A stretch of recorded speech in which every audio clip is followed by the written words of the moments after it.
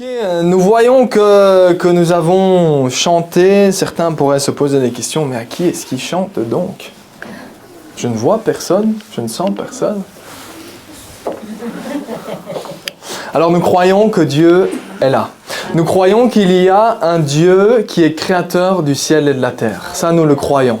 C'est ce que nous croyons, qu'un jour, Dieu a décidé, et en tout cas, c'est ce que, vous savez, on parle de cette Bible et on le voit toujours comme un livre sacré, saint ou quoi que ce soit, on le met à part pour faire attention. Non, c'est juste, ça s'appelle, on le traduit en disant la parole de Dieu, c'est-à-dire que Dieu a partagé avec chacun d'entre nous sa parole, et quand il dit sa parole, eh bien il partage ses conseils, la manière dont il a créé le ciel et la terre, la manière dont il nous a créés et le pourquoi nous sommes créés.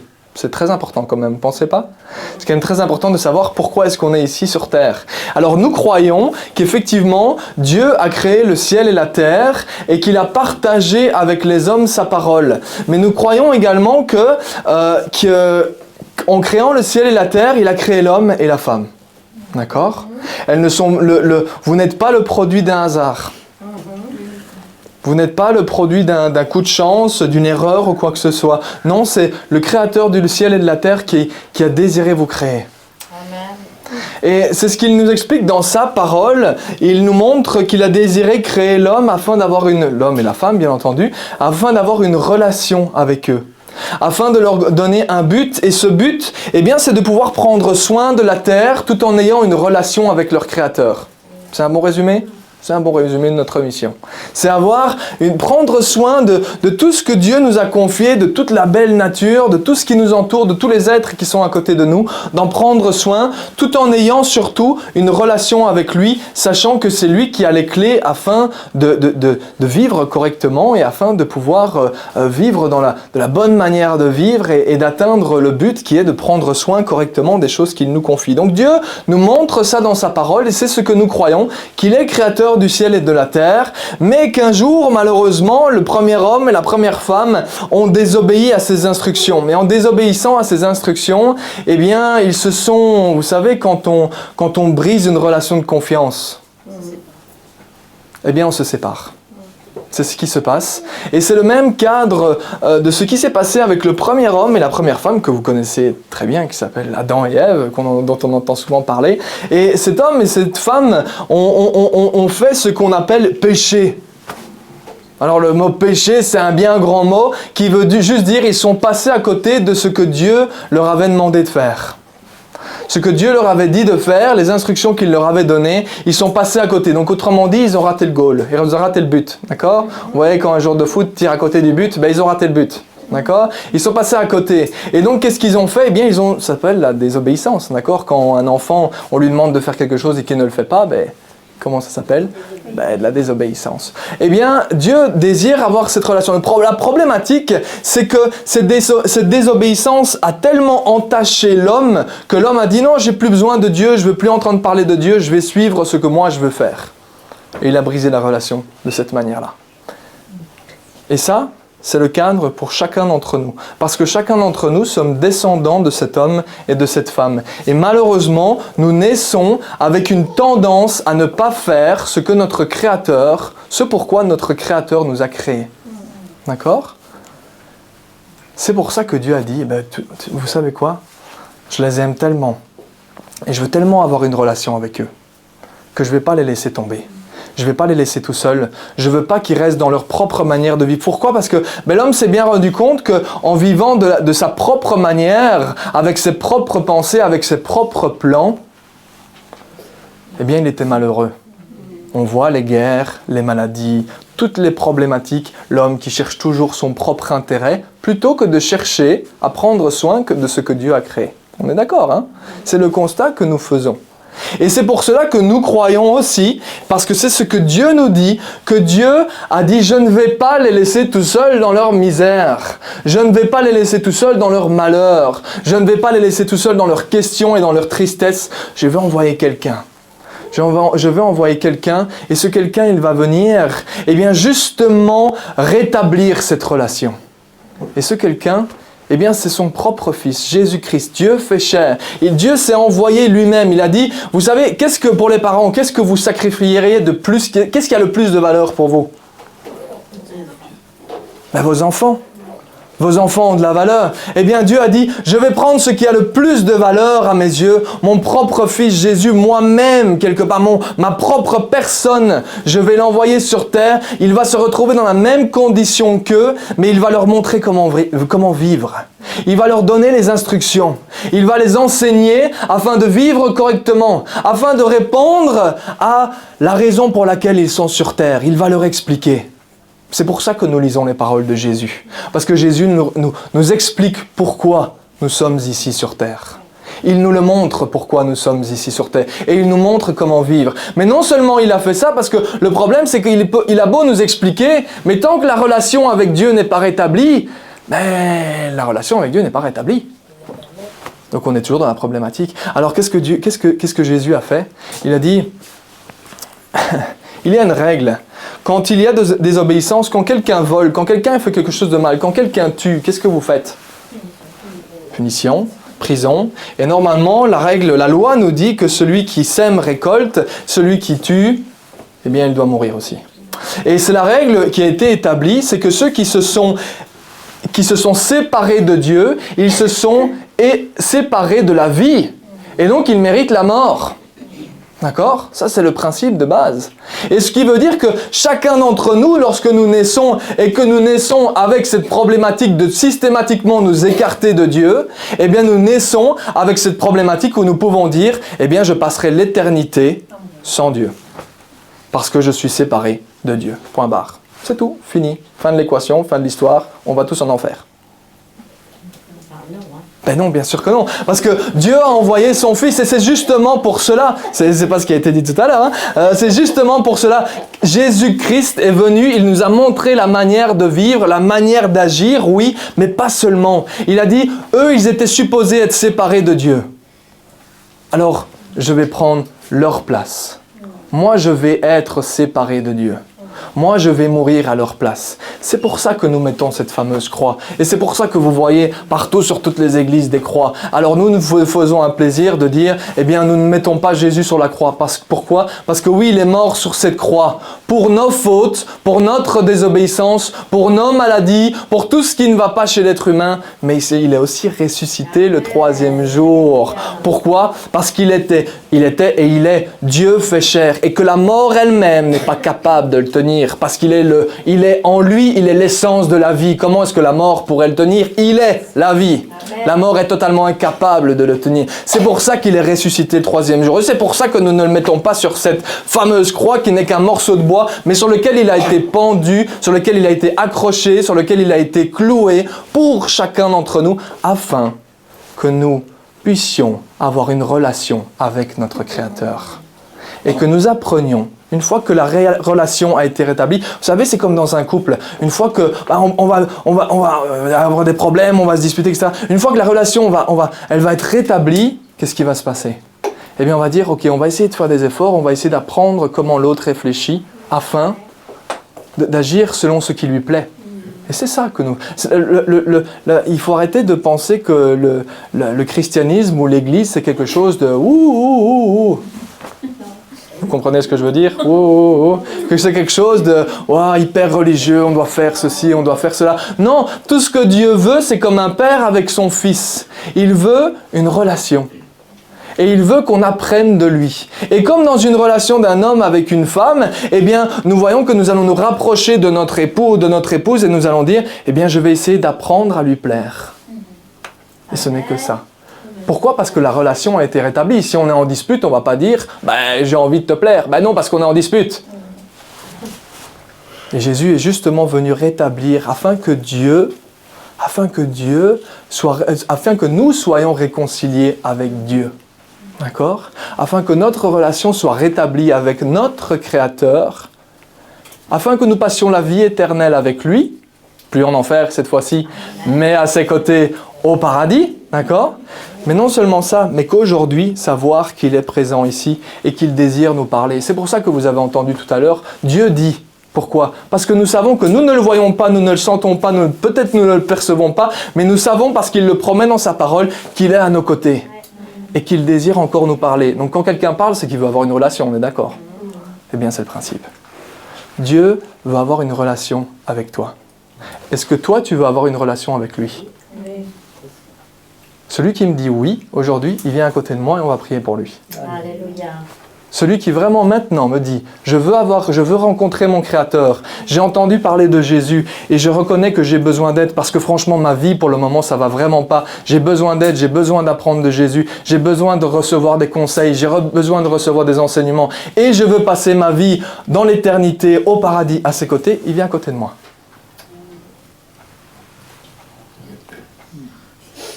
Non, vous voulez pas? Déjà. Quoi? Parce qu'elle a un petit peu besoin. Elle s'est un petit peu éloignée. Et c'est pour ça que c'était pas plus mal. Et toi pas? Moi non. Pourquoi toi pas? Je me suis un petit peu éloignée, mais pas autant. Et est-ce que... Alors, je vais te le résumer.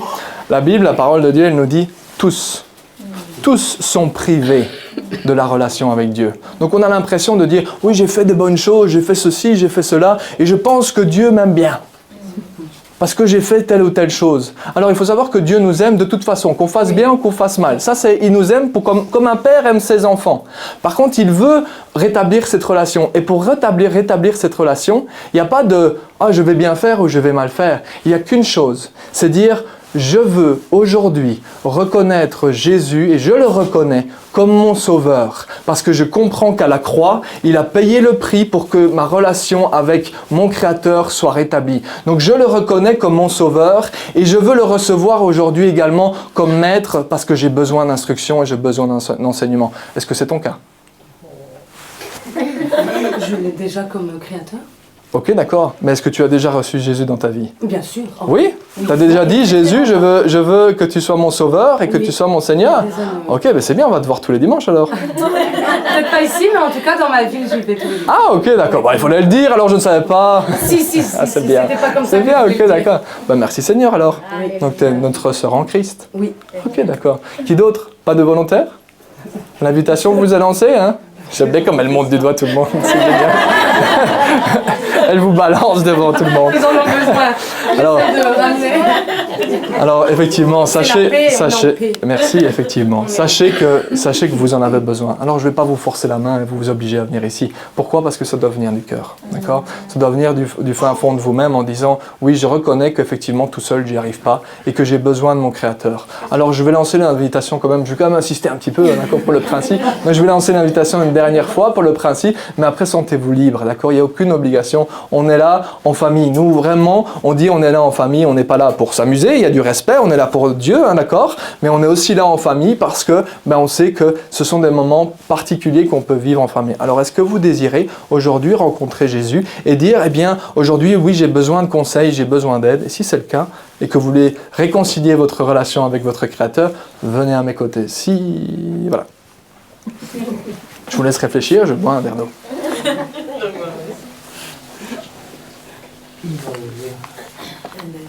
Qui va oser? Qui va oser le faire? C'est ça la question. Allez, ok. Vous avez reçu l'invitation et sachez-le, Dieu vous invite. C'est peut-être moi qui parle, mais c'est votre Créateur qui vous invite. D'accord? C'est important. C'est pas moi qui vous invite. C'est votre Créateur qui vous invite et qui vous dit « Tu as besoin de moi. Sans moi, tu ne peux rien faire. Tu ne seras jamais heureux si je ne suis pas avec toi. » Et ça, il faut le savoir. On peut chercher tout midi à 14h dans toutes sortes de choses, on peut tout essayer. Je peux vous dire, il y a des chants qui sont même écrits là-dessus en disant « J'ai tout essayé, j'ai essayé toutes les drogues, j'ai essayé tous les machins, j'ai essayé toutes les adrénalines, j'ai essayé tout ceci, j'ai essayé cela, j'ai essayé tel groupe, j'ai essayé telle religion. » Et il n'y a rien qui fonctionne. La seule chose qui m'apporte vraiment la paix, c'est le moment où mon Créateur remplit ce vide et me dit « Tu vois, le but de ta vie, c'est moi qui te le donne. Si je ne suis pas avec toi, tu n'as pas de but dans ta vie. » Amen. Amen, ça veut dire je suis d'accord, pour casser un peu le mythe. Donc c'est ce principe-là. Et c'est là l'invitation que Dieu vous envoie. C'est pas moi qui l'envoie, c'est Dieu qui l'envoie. Répondez-y comme vous voulez, mais sachez que la réponse que vous y donnez, elle a une répercussion sur l'éternité.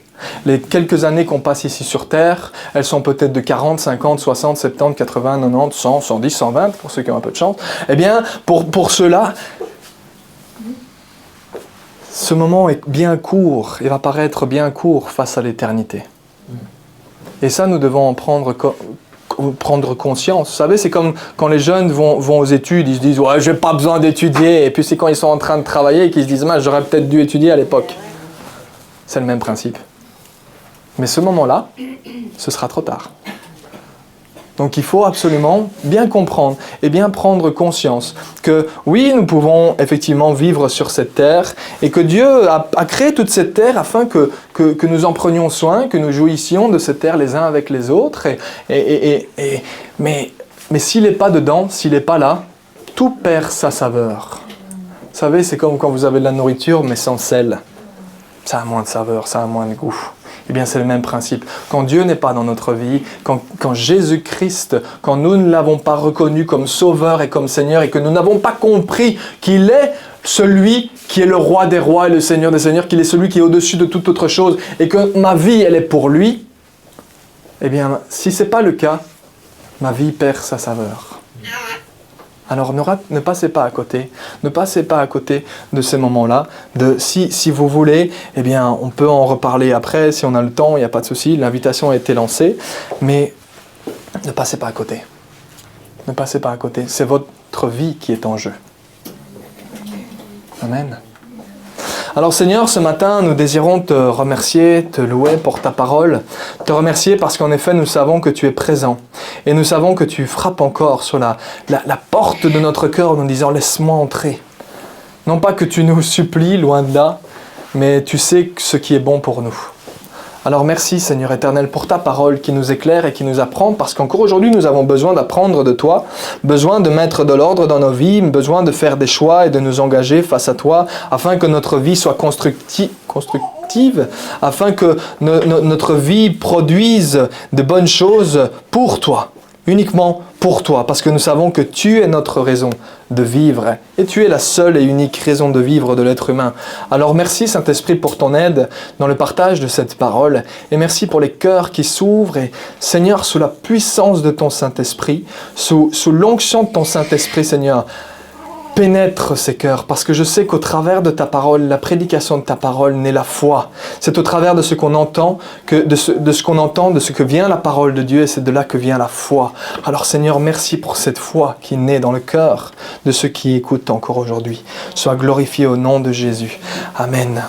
Alors je vous disais que nous croyons que effectivement Jésus est Dieu fait chair, il est celui qui est venu nous donner instruction, nous donner son enseignement afin d'apprendre à vivre, avec un but. Amen. C'est ce qu'on a dit. Donc, nous allons régulièrement prendre les propos de Jésus en disant, mais voilà, qu'est-ce que Jésus a dit et qu'est-ce qu'il nous apprend, qu'est-ce qu'il nous enseigne au travers de ce qu'il peut dire. Et aujourd'hui, Jésus nous, dans le passage que nous allons prendre ensemble, bien entendu, parce qu'il dit beaucoup de choses, mais dans le passage que nous allons prendre aujourd'hui, eh bien, Jésus va nous apprendre à être vigilants. Il va nous apprendre l'importance de la vie. Et il va nous poser une question, il va attirer notre attention et au travers de cela nous poser une question en nous disant « Donnons-nous de l'importance à ce qui est vraiment important ?» Ou perdons-nous notre temps sur des choses qui ne le sont pas? Pour cela, nous allons prendre un passage que certains connaissent bien dans Matthieu chapitre 24. Et dans Matthieu chapitre 24, Jésus annonce la chose dont je vous ai parlé tout à l'heure, c'est-à-dire la fin des temps. Le moment où nous allons devoir rendre des comptes sur les choix que nous avons faits. Et il annonce et il dit, voilà, le moment où je reviendrai pour vous sauver tous, pour ceux qui m'ont choisi, pour ceux qui m'ont donné leur vie, pour ceux qui m'ont suivi, pour ceux qui ont désiré que je revienne les chercher, eh bien, voilà les signes qui vont suivre. Et il parlera, il dira, vous verrez qu'il y aura des guerres, vous verrez qu'il y aura des bruits de guerre, vous verrez qu'il y a des tremblements, vous verrez qu'il y a des maladies, il y a des pestes, etc., etc. Est-ce que c'est pas ce qu'on voit aujourd'hui? Oui, bien sûr, on les voit. Donc nous voyons les signes, et il dit, mais lorsque vous verrez ces signes, ce ne sera pas encore tout de suite la fin. Il y a des choses qui doivent se passer. Mais il nous donne ces signes afin de nous donner un signe, vraiment un message en nous disant, faites attention, parce que lorsque vous voyez ces choses, la fin n'est pas encore là, mais elle s'approche. Et c'est là-dessus que Jésus attire notre attention en disant, faites attention, parce que la fin de toute chose approche. Alors voilà ce qu'il dit.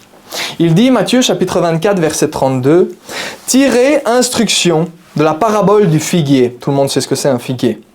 « Dès que ses branches deviennent tendres et que les feuilles poussent, vous savez que l'été approche. » On est d'accord là-dessus. De même, quand vous verrez toutes ces choses, sachez que le Fils de l'homme, donc Jésus, est proche, qu'il est à la porte. Je vous le dis en vérité, cette génération ne passera pas avant que tout cela n'arrive. Le ciel et la terre disparaîtront, mais mes paroles ne disparaîtront pas. Amen. Qu'est-ce qu'il est en train de nous dire? Eh bien, vous voyez, regardez tout ce qui vous entoure. Toutes les belles briques que vous voyez ici dans cette maison, les belles pierres qui vous entourent. Regardez les arbres qui se trouvent dehors, regardez le soleil qui se trouve dans le ciel, regardez les étoiles durant la nuit. Il dit tout cela, un jour, va disparaître. Mais il y a une chose qui ne va pas disparaître. Il dit, ce sont mes paroles. C'est moi, je ne vais pas disparaître. Mes paroles, elles ne vont pas disparaître. Mais tout ce que vous voyez, un jour ou l'autre, aura une fin. Vous savez, chacun d'entre nous, moi y compris, nous pouvons être bien attachés à tout ce qui nous entoure. Et nous pouvons amener et apporter de l'importance à tout ce qui nous entoure. Mais est-ce que nous avons déjà réalisé, vous comme moi, que tout ce qui nous entoure va un jour disparaître? Est-ce que vous avez déjà pris conscience de ça? Ça fait peur? Ça vous fait peur que tout va disparaître? Il y en a une qui a assuré que non, c'est très bien. Ça, c'est la bonne réponse. Vous savez, nous passons notre temps, nous amenons de l'importance à certaines choses, nous nous inquiétons pour notre travail, nous remplissons notre pensée, notre être et notre vie de notre travail. Nous nous soucions pour ces choses, nous passons notre temps, nous passons notre force, nous dépensons nos biens pour notre maison. Et nous disons, ouais, c'est vrai que ma maison, j'ai encore ceci comme travaux à faire, regardez tous les travaux que j'ai encore à faire. J'ai encore ceci à faire comme travaux. Et je me soucie encore de cela. Et mais bien, cela peut occuper toutes nos pensées. Cela peut prendre le dessus sur toute chose. Mon travail, si j'y reste toute la semaine non-stop, ça va occuper toutes mes pensées non-stop. Je ne vais pas arrêter d'y penser. Je ne vais plus rien penser à quoi que ce soit d'autre. Je vais garder, vous savez comme on dit, la tête. Je vais garder la tête dans le guidon. C'est ça l'expression, hein, garder la tête dans le guidon. Je reste comme ceci et je reste focalisé sur ce qui est juste devant moi sans prendre conscience qu'en fait, il y a vraiment beaucoup plus de choses. Il y a d'autres choses. Il y a beaucoup de choses qui sont importantes. Et nous pouvons nous inquiéter, nous surinquiéter de toutes ces choses, remplir nos pensées de toutes ces choses qui sont pourtant, soyons conscients, qui vont disparaître un jour. Vous avez vu il y a quelques temps de ça, il y a quelques mois, vous avez vu l'histoire du petit village en Suisse? Vous ne l'avez pas vu aux nouvelles? Il y a un petit village en Suisse, le village s'appelait Blatten. Et ce petit village, c'était un petit village, oui, c'est vraiment un petit village de 300-400 personnes. Et ces 300-400 personnes, alors elles ont reçu une alerte qu'il y avait un glacier juste à côté. Et que le glacier allait tomber sur ce village. Donc ils l'ont vu, les experts l'ont vu suffisamment tôt, ils ont évacué toute la ville, le village, mais qu'est-ce qu'il y avait dans ce village? Les maisons des gens, le travail des gens, Leur vie, quelque part, leur vie entière se trouvait dans ce village. Vous avez déjà vu combien de temps ça a pris pour que tout s'efface? En quelques heures, ces hommes et ces femmes ont perdu tout ce qui avait quelque part pour eux, peut-être, de l'importance à leurs yeux. Un glacier, bien, juste un glissement de terrain, d'accord? Vous avez déjà vu un glissement de terrain, vous voyez une grande colline, vous voyez une montagne, et il y a un glissement de terrain qui arrive. Et il y a plusieurs milliards de tonnes probablement de glace et de neige qui s'abattent sur ce village. Et d'un coup, d'un jour à l'autre, tout disparaît. Ce dans quoi ils ont mis leur argent, ce dans quoi ils ont mis leur temps, ce dans quoi ils ont mis leurs efforts, ceux qui peut-être les inquiétaient tellement en disant « Ah, je dois réparer la toiture de ma maison » et ça occupait leurs pensées. Le lendemain, la toiture de leur maison elle n'avait pas plus beaucoup d'importance. Hein.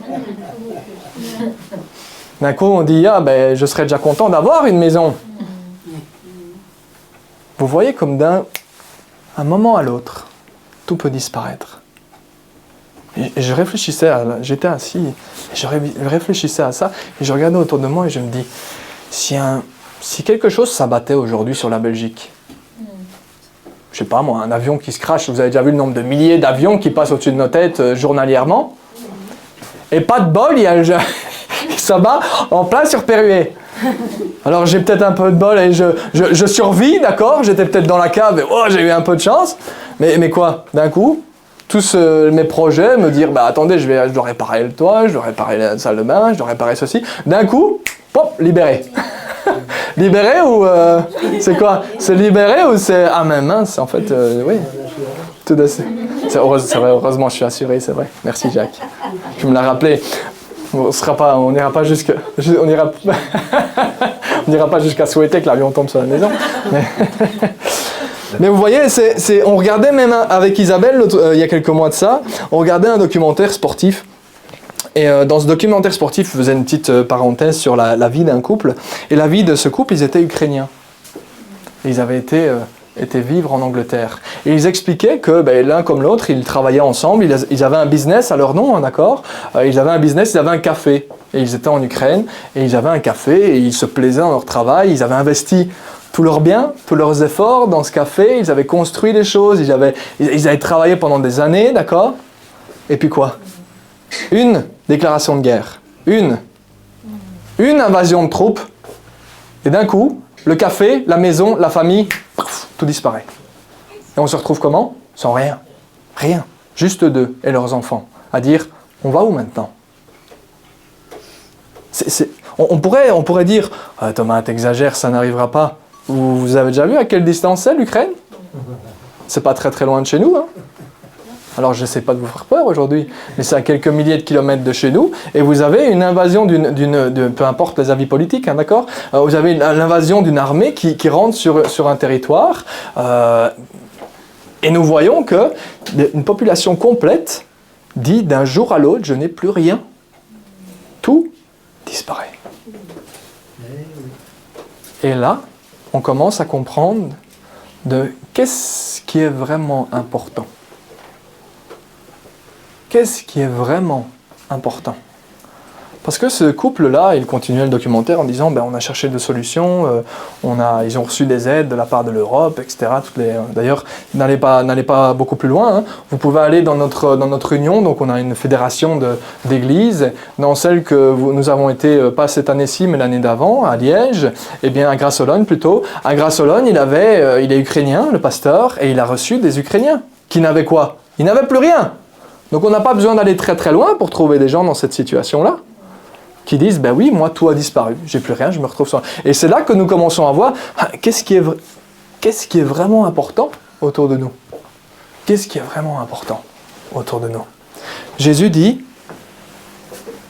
le ciel et la terre disparaîtront, mais mes paroles, elles ne disparaîtront pas.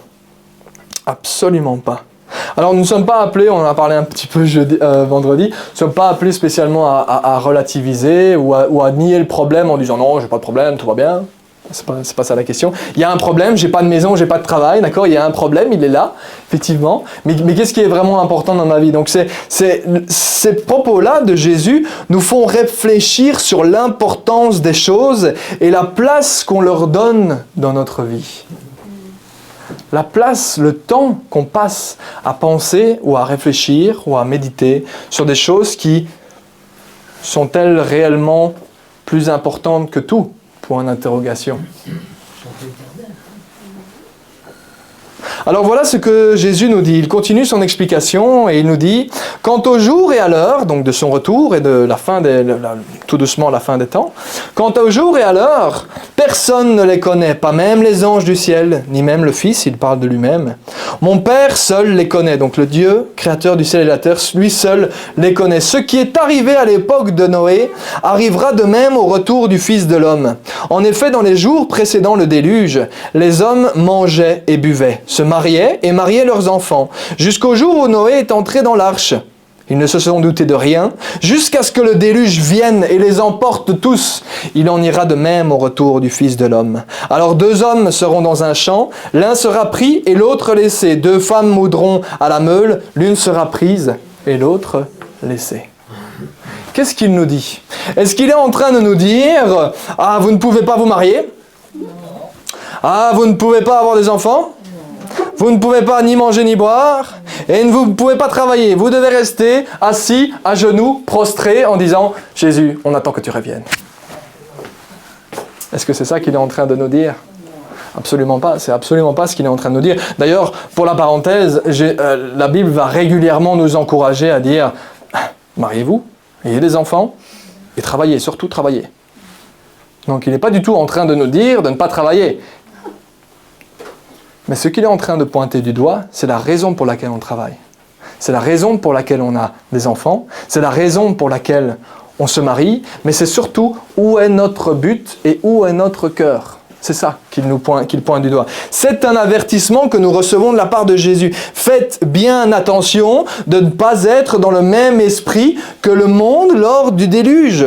Qu'est-ce qui s'est passé le jour du déluge? Eh bien, il explique. Tout le monde connaît l'histoire du déluge? Non? Alors l'histoire du déluge, c'est l'histoire de Noé. Vous avez peut-être déjà entendu Noé, la barque, le bateau, d'accord, l'arche, la barque. C'était pas une barque, c'était la barque. C'était plutôt de l'ordre d'une arche. Donc, c'est-à-dire dans cette arche, eh bien Dieu a donné une mission à Noé en disant construis-toi une arche. Ça lui a pris des années de construire cette arche. Hein. Construis cette arche et je vais y envoyer tous les animaux. Et ensuite, une fois que tous les animaux seront avec toi, prends les membres de ta famille et un déluge va tomber sur la terre et l'entièreté de la terre sera couverte d'eau. Si l'entièreté de la terre est couverte d'eau, plus rien ne vit à part les poissons, on est d'accord, hein? À part ceux qui sont dans l'arche, évidemment. Parce qu'eux, ils savent marcher, ils savent vivre. Donc les oiseaux et les mammifères, les reptiles, etc., tous se trouvaient là, d'accord? Donc on voit cette image. Qu'est-ce qui s'est passé? Eh bien les hommes, qu'est-ce qu'ils faisaient? Noé était en train de construire son arche et les hommes mangeaient, buvaient, ils vaquaient à leur vie normale. Ils étaient occupés à amener de l'importance. Oui, ils se mariaient, ils avaient des enfants, ils travaillaient. Mais jamais ils n'ont pris conscience que quelque chose était en train de se passer. Quelque chose de bien plus grand qu'eux. Que quelque chose était en train de se passer sur la terre entière et ils n'ont pas compris l'importance de ce qui était en train de se passer. Ils ont continué leur vie sans prendre conscience de l'aspect d'éternité. Et ils ont dit, on va profiter de la vie, on va manger, on va boire, on va avoir des enfants, on va travailler, tranquille, pépère. Mais à aucun moment, ils ne se sont doutés de quoi que ce soit. C'est ce qu'il est écrit, hein. Ils ne se sont pas doutés. Imaginez. Ils ne se sont pas doutés. Tant Noé était en train de construire son arche, mais eux, ils ne se sont pas doutés. Et la Bible nous dit également que Noé, au travers de la construction de son arche, proclamait la vérité que le jugement était en train d'arriver, que l'eau allait tomber. Mais eux, ils ne se sont pas doutés. Ils ont dit, bon non, qu'est-ce qu'il est en train de nous faire? Nous, on est bien tranquille dans notre vie, laisse-nous tranquille avec nos vies. Donc, qu'est-ce qui s'est passé? Leurs yeux étaient rivés sur l'importance des choses terrestres, comme si tout allait toujours durer. Pourtant, Jésus nous dit bien, tout ce que vous voyez va disparaître. Il n'y a qu'une chose qui ne va pas disparaître, c'est mes paroles. Là, on voit que Jésus va pointer il va pointer le doigt, sur l'attention des gens. Là où se trouve mon trésor, c'est là que se trouve mon cœur. Là où vont mes yeux, là où mes yeux regardent, mais c'est là où nous allons. Ils ne se sont pas doutés parce que leurs yeux ne se sont pas portés sur les choses qui avaient vraiment de l'importance. Ils ont porté leurs yeux sur les choses qui étaient de moindre importance. Mais sur ce qui était vraiment important, ils n'ont pas daigné tourner leur regard là-dessus. Il nous montre au travers de cela leur motivation. Donc après il dit, un homme travaillera dans les champs, il y en a deux hommes qui seront dans les champs, l'un sera pris, l'autre laissé, 2 femmes mordront à la meule. Vous êtes là avec moi, hein? Vous avez bien ça? L'une sera prise et l'autre laissée. Pourquoi est-ce qu'un homme partira sur 2 et une femme partira sur 2? Parce que dans chacun de ces cas-là, l'un avait compris le but de sa vie et l'autre pas. L'un avait compris la vraie importance des choses et l'autre était rivé les yeux dans son travail sans prendre conscience qu'il y avait quelque chose de bien plus grand et de bien plus important que ce qui était en train de se passer tout de suite sur terre. Le premier travaillait avec une vue sur terre, sur l'importance des choses sur terre, alors que l'autre travaillait avec une vue sur l'importance des choses pour le Créateur, pour Dieu. On est d'accord? Donc Jésus, au travers de cela, va nous poser une question. Parce que, oui, la parole nous encourage à être mariés, à avoir des enfants, à travailler. Et nous savons, chacun d'entre nous, que nous avons besoin de manger et de boire. On est d'accord. Vous ne faites pas un jeûne complet depuis quelques années.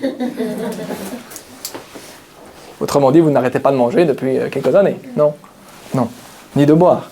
Donc on sait que nous avons besoin de certaines choses. Et Dieu sait, lorsqu'il nous a créés, que nous avons besoin de certaines choses. Et il pourvoit à ces choses. Chacun d'entre nous sommes ici vivants parce que nous avons mangé, que nous avons pu avoir à boire. Donc nous avons pu avoir un travail. Chacun d'entre nous sommes la preuve. Certains sont mariés, d'autres ont des enfants. Donc il n'est pas en train de nous dire quoi que ce soit concernant cela. Mais ce sur quoi il est en train d'attirer l'attention, c'est sur ce qui est vraiment important. Dans quel but est-ce que nous faisons ces choses ? Dans quel but est-ce que nous travaillons? Il ne nous dit pas de ne pas travailler. Il dit pourquoi est-ce que tu travailles? Pour qui est-ce que tu travailles? Où est ton intérêt?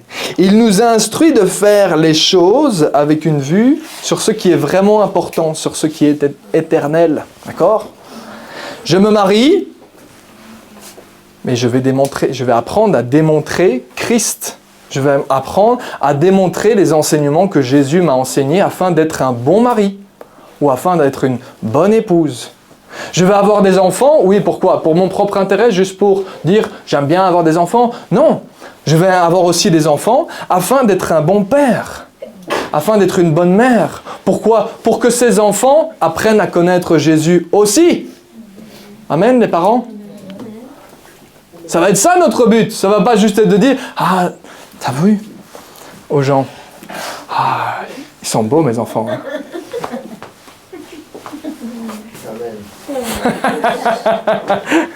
Tu peux le dire aussi. Tu peux le dire aussi s'ils sont beaux. Ils sont vraiment beaux. Mais est-ce que ça va être le seul argument que nous avons? Ou allons-nous dire ah ouais, mais tous mes enfants ils connaissent Jésus? Parce que je les ai instruits, je les ai enseignés, afin qu'ils se rendent compte qu'eux aussi, ils ont un but sur terre, c'est de servir leur Créateur. Là, ça a tout de suite plus d'importance que de la beauté physique. Je vous rappelle qu'au-delà de... Bon, je ne vais pas dire les âges, de toute façon, ça ne va pas être gentil. Mais au-delà d'un certain âge, la peau commence à se durcir, n'est-ce pas? Ou se ramollir, peu importe dans quel sens. Ce qui veut dire que la beauté qui était un jour, le lendemain peut disparaître. Comme une fleur qui se flétrit. Elle est belle un jour, le lendemain elle meurt.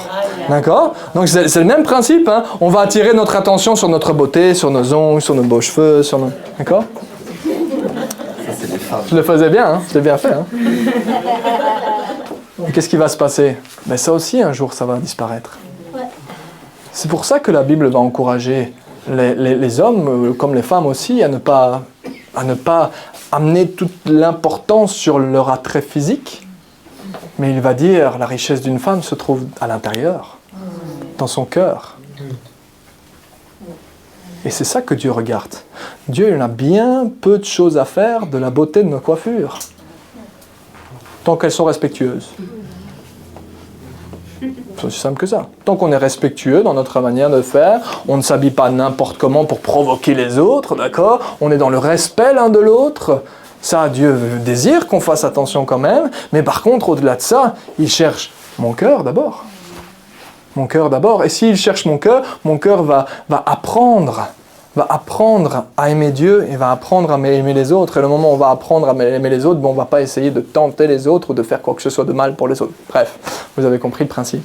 Donc c'est vraiment ce principe-là que Jésus nous montre. Il nous montre quand je mange, je travaille, quand je mange, je travaille, je bois. Ce sont des choses nécessaires, ce sont des choses simples. Mais est-ce que dans ces choses-là aussi, je suis amené à démontrer Christ, même dans ma manière de manger, dans ma manière de boire?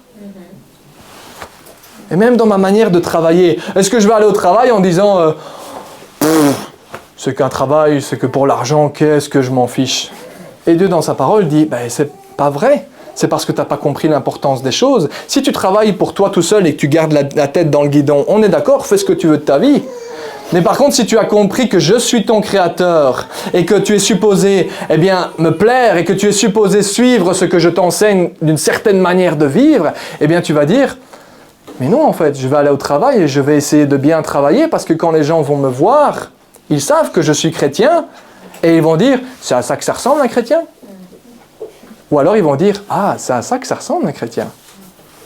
Il est toujours à l'heure, il travaille toujours bien, il fournit plus d'efforts que les autres, il essaye plus que les autres. Waouh, les chrétiens, vous voyez? Donc c'est là que Dieu nous montre l'importance, il dit, mais soyons réalistes, si nous ne travaillons que pour nous-mêmes, mais abat les autres, hein. Si nous ne travaillons que pour nous-mêmes et si nous avons la tête dans le guidon et que nous disons de toute façon ça ne durera qu'un temps, autant écraser les autres.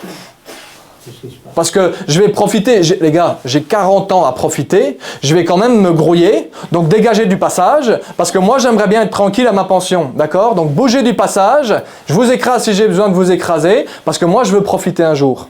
Ça, c'est celui qui n'a pas compris l'importance des choses. Celui qui n'a pas une vision, il pense que oui, tout va s'arrêter un jour, donc ok, d'accord, mangeons, buvons, parce que demain, nous mourrons.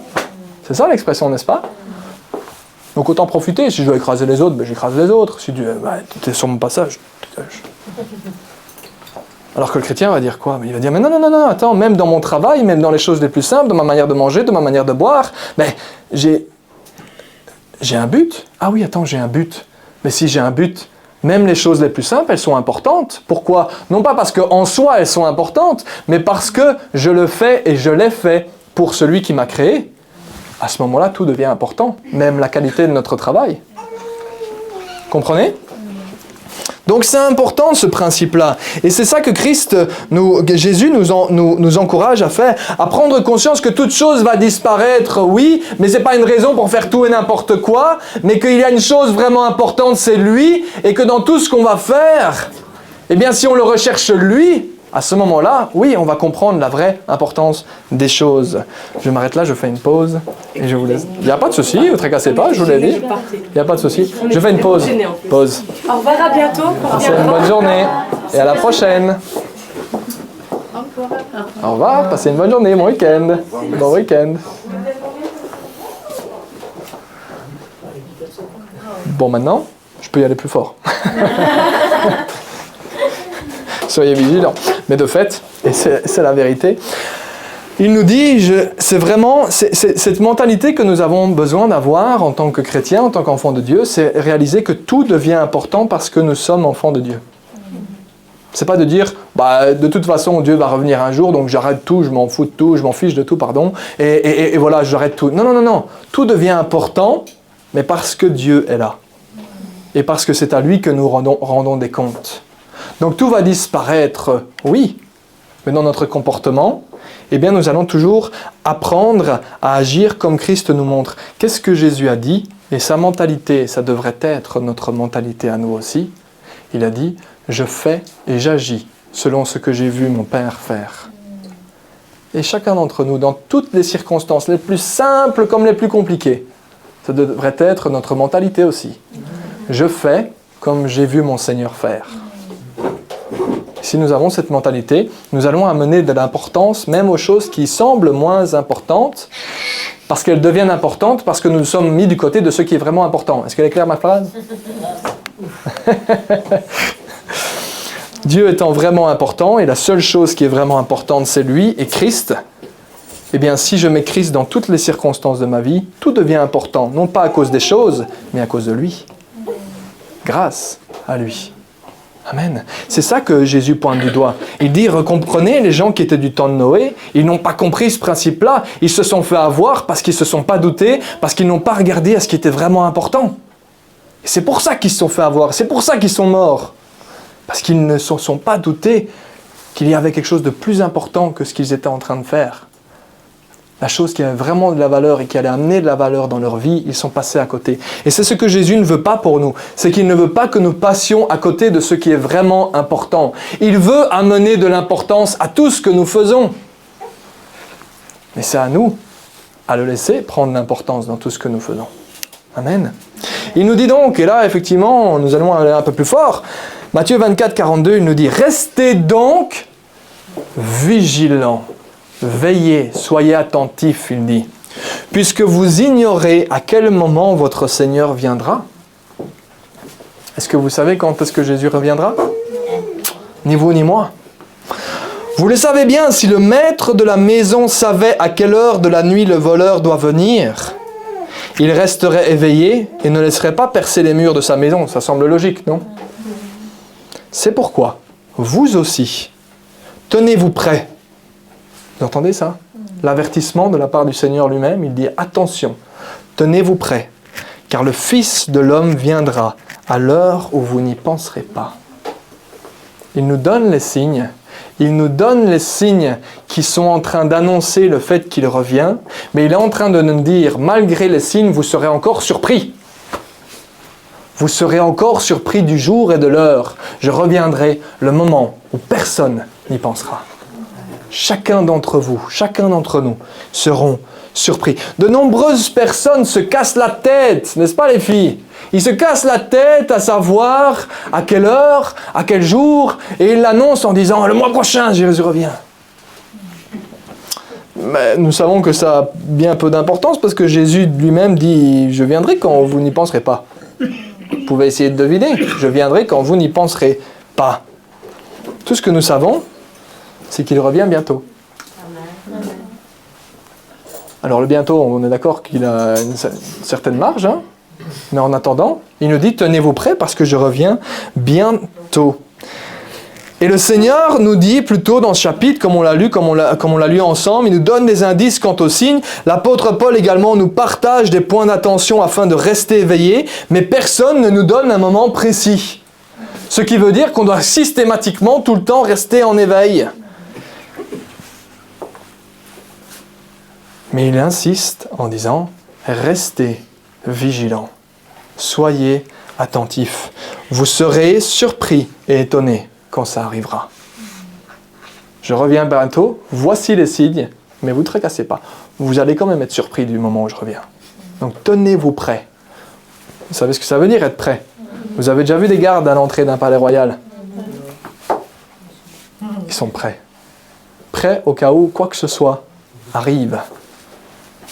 Quel que soit l'événement, ils sont prêts qu'il y ait quelque chose qui arrive. Et c'est ce que Jésus, ce sur quoi il est dit, restez vigilants. Il continue au verset 45. Quel est donc le serviteur fidèle et prudent que son maître a établi responsable des gens de sa maison pour leur donner la nourriture en temps voulu? Heureux le serviteur que son maître, à son arrivée, trouvera occupé à son travail. Je vous le dis en vérité, il l'établira responsable de tous ses biens.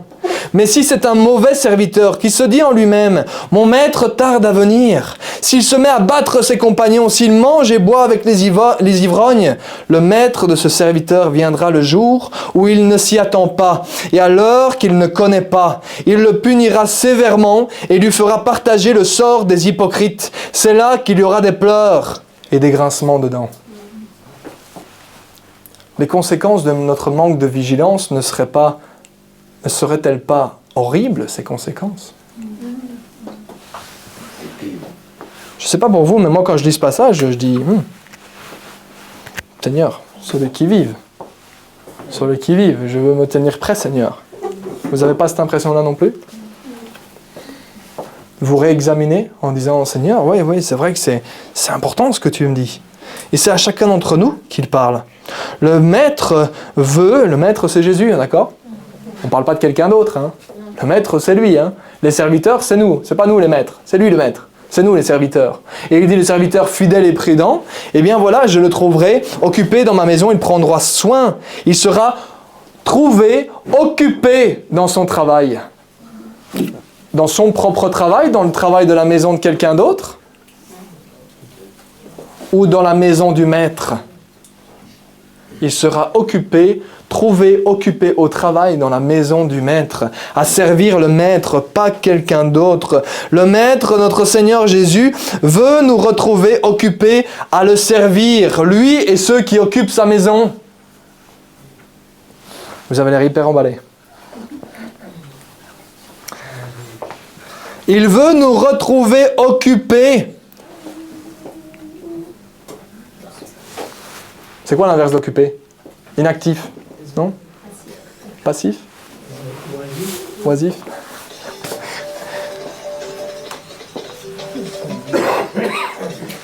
Tu peux le couper, c'est pas grave. Tu peux l'éteindre si tu veux.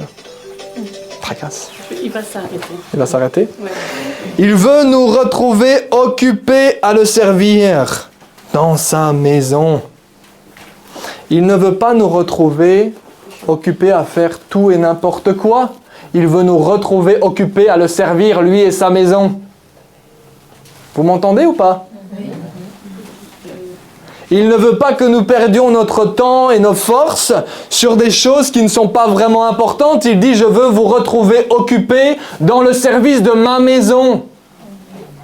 Quand vous travaillez pour moi et personne d'autre, quand tout le travail que vous faites, toutes les choses les plus simples, elles sont pour moi. Je veux vous retrouver occupés à travailler dans ma maison, à mon service, pas au vôtre ou pas à un autre maître, à moi le maître, dit Jésus. Comment est-ce qu'il nous appelle si nous sommes comme cela? Serviteurs fidèles et prudents, parce que je te retrouve occupé à ton travail. Par contre, l'autre, qu'est-ce qu'il fait? Eh bien, il s'occupe à ses propres choses. Il boit avec les ivrognes, il s'amuse, il tape, il cherche son propre intérêt. Dans tout ce qu'il fait, il cherche son propre intérêt, ce qui lui plaît à lui. Et il dit que ce ne soit pas comme cela que je vous retrouve. Mais ça devrait, chacun d'entre nous, je ne sais pas ce que vous en pensez, mais ça devrait nous choquer. De dire, Seigneur, oui, je veux être occupé, je veux être retrouvé par toi, occupé à te servir.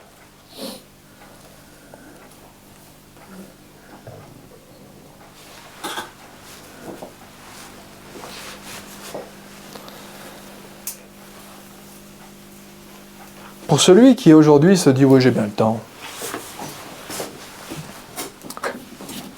Celui qui se dit aujourd'hui « oui, j'ai bien le temps, tracasse, j'ai d'autres choses à faire aujourd'hui, je m'impliquerai la semaine prochaine ».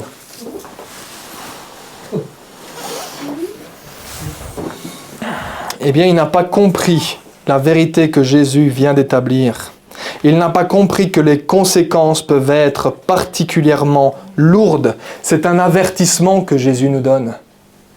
Il nous dit, celui qui dit « bon, demain, ça va, c'est ok, ça ira », et qui cherche son propre intérêt, il dit « le maître le punira sévèrement, et il lui fera partager le sort de ceux qui pleurent et qui sont dans la misère. » C'est ce sort-là qu'ils recevront. Alors, je ne sais pas pour vous, mais personnellement, j'aimerais mieux être retrouvé occupé à mon travail pour mon maître. N'est-ce pas? Laura est d'accord, ça va. J'ai quelqu'un avec moi. J'aimerais être retrouvé, occupé à mon travail. Et ceci, ne perdons pas de temps. Ne le repoussons pas. Oui, la semaine prochaine, je m'engagerai. Oui, la semaine prochaine, je me mettrai au travail. Qui te dit ce qui t'arrivera demain? Je sais juste qu'un jour, la terre et le ciel disparaîtront. Par contre, toi, ton sort, ni toi, ni moi, ne savons ce qu'il en est. Jésus nous implique et nous avertit en nous disant « Soyez riches en moi, soyez riches en moi ». Amenez de l'importance à ce qui est vraiment important. Comprenez, prenez une décision aujourd'hui, un engagement aujourd'hui en vous disant « Je ne veux plus perdre de temps sur les choses qui ne sont pas importantes. Je veux que tout prenne de l'importance et je veux que Jésus prenne toute la place. » Il nous dit, et ce sera la dernière parole pour aujourd'hui, le dernier verset, Luc chapitre 12 et au verset 16, Jésus nous donne une parabole.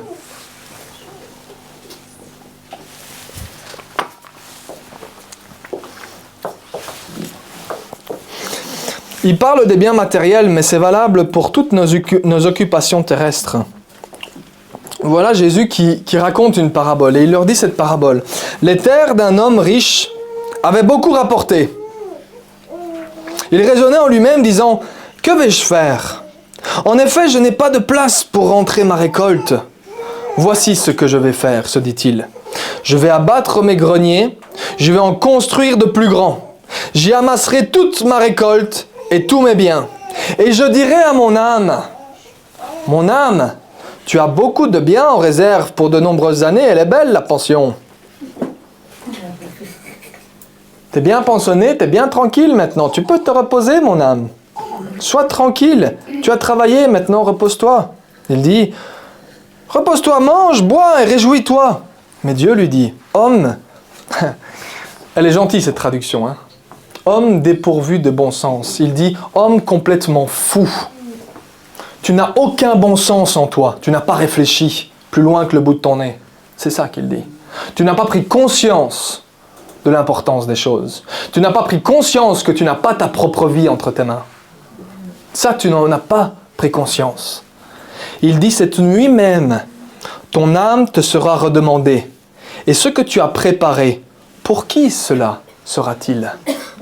Pour qui cela sera-t-il, ce que tu as mis de côté, ce à quoi tu as amené tellement d'importance, ce pourquoi tu as dépensé ton argent, ce pourquoi tu as dépensé ta sueur, ce pourquoi tu as dépensé ta force, ce pourquoi tu as dépensé toutes tes pensées en disant « Je dois absolument embellir ma maison, mes biens, ma voiture, mon entrée, mon... » Il dit ça, demain, ça disparaît.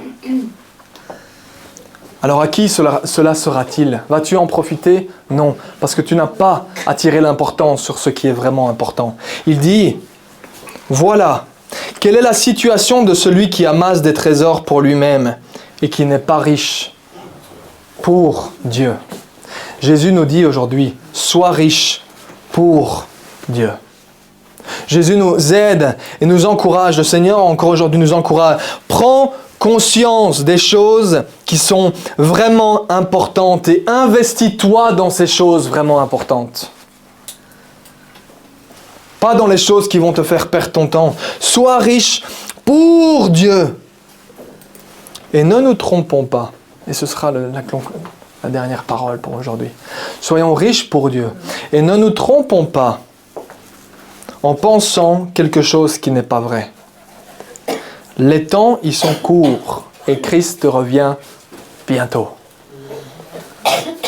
Ne perdons pas notre temps sur des choses qui n'ont pas d'importance, mais mettons-nous aujourd'hui au travail pour Christ, pour lui. C'est là que tout aura et tout prendra de l'importance. Seigneur, te remercier aujourd'hui. Te remercier pour ta parole qui nous interpelle, te remercier pour ta bonté, pour ta grâce. Parce que Seigneur, nous savons que tu nous avertis afin d'être riches en toi, afin de te trouver comme notre refuge, comme notre maître, comme notre abri, comme notre trésor, Seigneur. C'est ce que tu désires pour chacun d'entre nous. Alors merci Saint-Esprit pour la manière dont tu as pu toucher les cœurs au travers de cette parole, au travers de ta parole. Sois glorifié au nom précieux de Jésus-Christ. Amen. Soyez bénis.